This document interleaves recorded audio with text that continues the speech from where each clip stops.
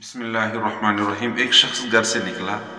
اس خیال سے کہ میں کسی عالم دین کے پاس جا کر اسلام قبول کر لوں۔ دل سے تو اس نے اسلام قبول کر لیا، لیکن زبان سے اس نے اقرار نہیں کیا تھا، کیونکہ وہ کسی عالم کے پاس جا ہی اس لیے تھا کہ میں زبان سے کلمہ پڑھ کے اقرار کر لوں گا۔ لیکن عالم کے پاس پہنچنے سے پہلے اس کی موت واقع ہوئی۔ تو یہاں پر سوال ہے کہ اس کے لیے کیا احکام جاری ہے؟ کیا اسے کافر کہا جائے گا یا اسے مسلمان کہا جائے گا؟ اس کا جواب ہے کہ دیکھیے، ایمان نام ہے تصدیق قلب کا۔ تو جب ان نے دل سے ایکسیپٹ کر لیا تھا، ایمان قبول کر لیا تھا، اللہ تعالیٰ کو ایک مانا تھا، تمام انبیاء پہ ایمان لائے تھے، کتابوں پہ ایمان لائے، جب اسے اپنے دل سے ایمان کو، اسلام کو ایکسیپٹ کیا تو وہ مومن ہے۔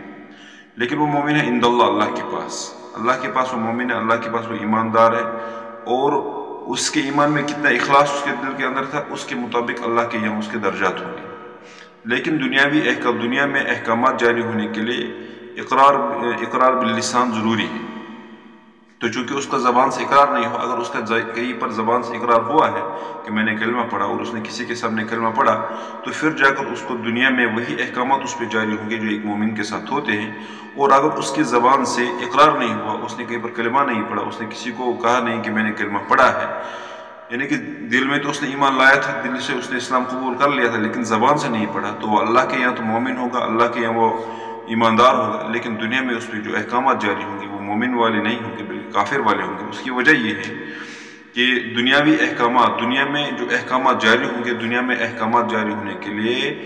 اقرار باللسان یعنی زبان سے اقرار کرنا ضروری ہے۔ تو جب تک وہ اقرار نہیں انہوں نے کیا تو دنیا میں انہیں مومن نہیں کہا جائے گا، اور دنیا میں ان میں جو کفن دفن کے جتنے بھی احکامات ہوں گے وہ وہی ہوں گے جو ایک مسلمان کے احکامات نہیں ہوں گے، یعنی کفن نہیں ہوگا، غسل نہیں ہوگا، اور جو طریقہ، لیکن مرنے کے بعد چونکہ اس نے ایمان کو ظاہر میں تو وہ مسلمان نہیں ہے، کیونکہ زبان سے اقرار نہیں کیا، باطن میں وہ مومن ہے، باطن میں مسلمان ہے، تو اللہ کے یہاں وہ مقبول، اللہ کے نزدیک بندہ ہے۔ تو مختصر یہی بات ہے